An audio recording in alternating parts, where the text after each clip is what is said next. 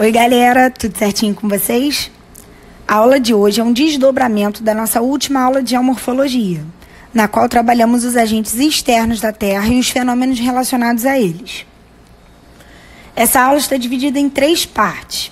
Nessa primeira, vamos falar sobre a relação entre pedogênese e intemperismo, os elementos que constituem o solo, os fatores de formação do solo e quais são os horizontes de um perfil de solo completo. Na segunda parte, falaremos dos processos relacionados à degradação dos solos e, na terceira, discutiremos os processos que favorecem a conservação deles. Então, mãos à obra.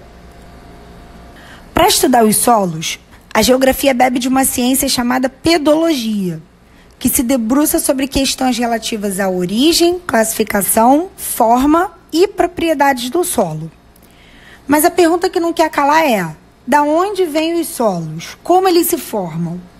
O fenômeno que dá origem aos mesmos é chamado de pedogênese. Esse fenômeno constitui um processo contínuo que causa degradação e decomposição das rochas.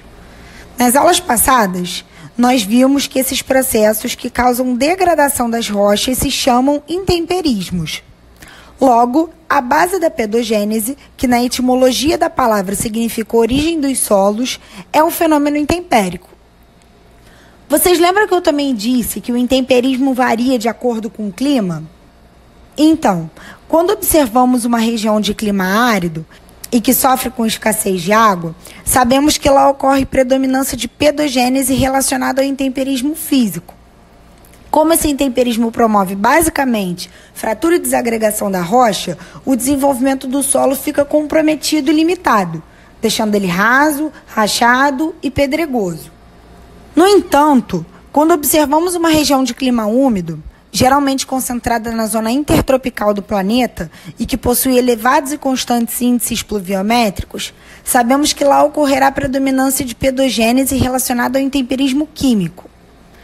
Já esse tipo de intemperismo não se relaciona fundamentalmente com a alteração da estrutura física da rocha, mas com a alteração da mineralogia que ocorre por conta de reações químicas. Vocês lembram disso na aula passada? Logo, o desenvolvimento desse solo tende a ser completo, fazendo ele passar por grandes diferenciações da sua parte superior até a mais profunda. Agora que nós já entendemos a origem dos solos, vamos tratar sobre os elementos que constituem ele. Como eu disse que o solo tem origem da transformação de uma rocha, então vocês já devem imaginar que ele é composto de partículas minerais, certo? Essas partículas possuem composições e tamanhos diferentes, dependendo da rocha que lhes deu origem. Quando as pessoas falam da fertilidade de um solo, elas costumam dar pouca importância à relação da mesma com a constituição mineralógica dele.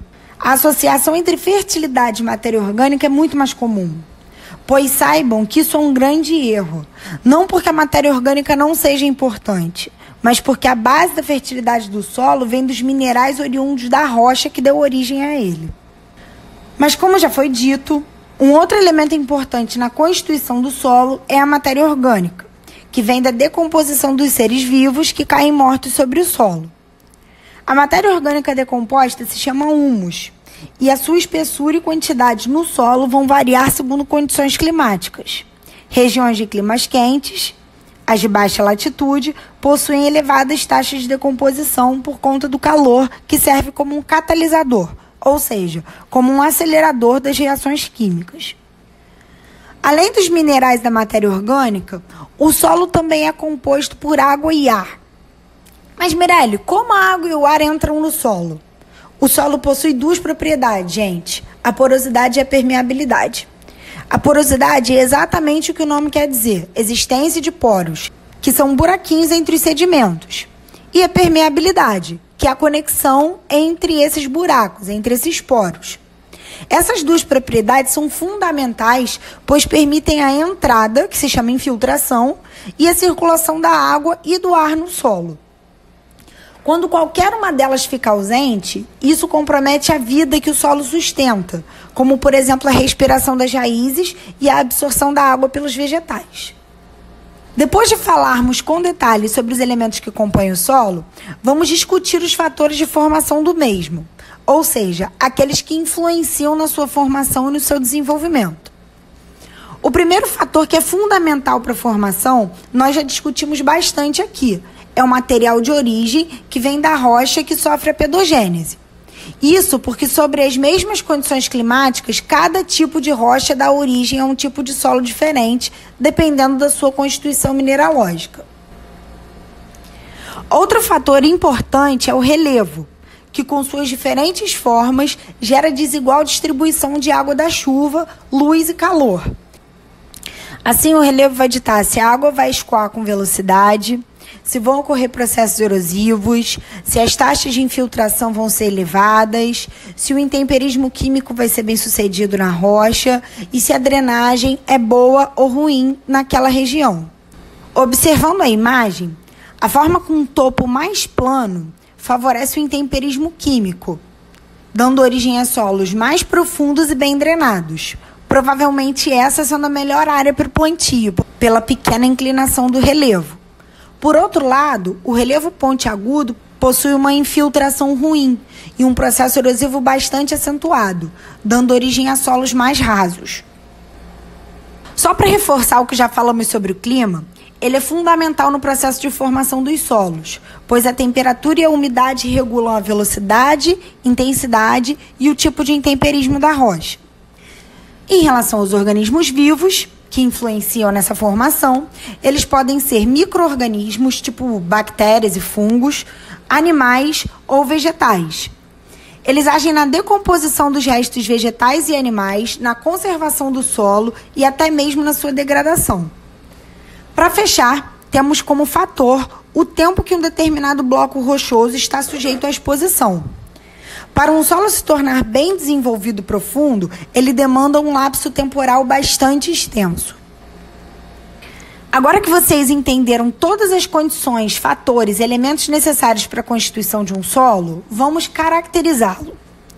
Para isso, antes eu preciso explicar algumas coisas. A primeira é o que é um horizonte do solo.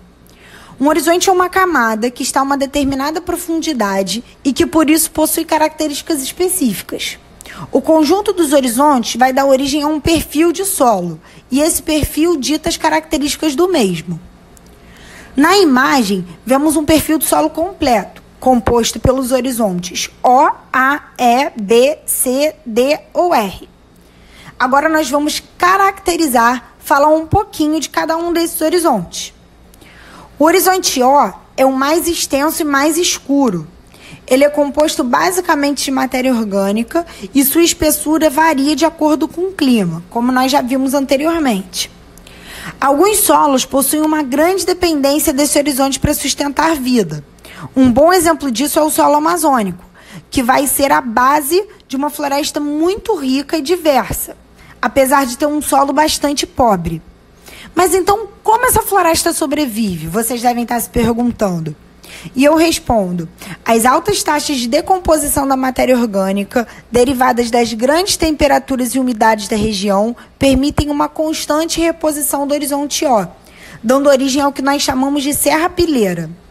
Assim, essa serrapilheira é uma camada superficial de matéria orgânica que fornece os nutrientes para a floresta se sustentar. O horizonte A fica abaixo do horizonte O e também é bastante escuro devido à matéria orgânica que se desloca em direção a ele. Esse horizonte é bastante erodido e alterado por ser o horizonte sobre o qual os seres vivos atuam.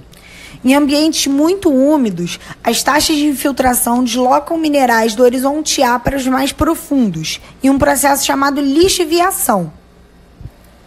O horizonte E é uma zona de transição entre o A e o B. Já o horizonte B é o que chamamos de solo propriamente dito, sendo melhor para os estudos científicos por não ter sofrido interferências externas ou erosão. Esse horizonte concentra a máxima expressão de cor e agregação e de minerais que foram removidos dos horizontes acima. O horizonte C é o que chamamos de saprolito.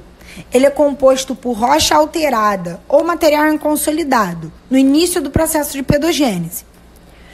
Já o horizonte D ou R é a rocha sã, rocha matriz, rocha-mãe. Essas 3 designações se referem à rocha que deu origem ao solo antes do processo de pedogênese. Então é isso, galera. Chegamos ao final da primeira parte da nossa aula sobre solos. Na sequência, vamos falar sobre os processos de degradação dos mesmos. Aguardo vocês lá. Beijo!